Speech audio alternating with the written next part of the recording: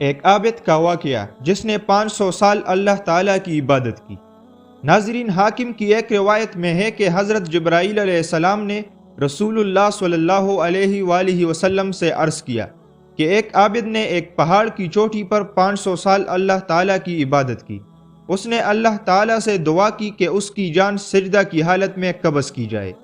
جب ہم آسمان سے اترتے اور زمین پر چلتے تو اس پر ہمارا گزر ہوتا، اور ہمیں یہ بتایا گیا ہے کہ وہ شخص قیامت کے روز اللہ کے سامنے کھڑا کیا جائے گا، اور اللہ تعالیٰ فرمائیں گے کہ میرے بندے کو میری رحمت سے جنت میں داخل کرو۔ وہ 3 بار کہے گا کہ میں نے 500 سال اللہ تعالیٰ کی عبادت کی اور اب بھی آپ کی رحمت سے ہی داخل ہوں گا، مجھے میرے عمل کے ذریعے جنت میں داخل کیا جائے۔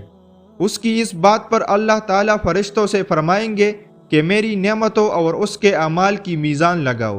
وہ میزان لگائیں گے تو نتیجہ یہ نکلے گا کہ صرف آنکھ کی نعمت 500 سال کی عبادت اپنے بدلے میں لے لے گی، اور باقی سارے بدن کی نعمتیں رہ جائے گی جن کے بدلہ کے لیے کچھ نہیں رہے گا۔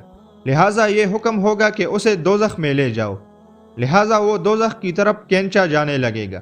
یہ ماجرا دیکھ کر وہ عابد اللہ کو پکارے گا کہ اے اللہ، مجھے اپنی رحمت سے جنت میں داخل فرما، لہٰذا اسے جنت میں داخل کر دیا جائے گا۔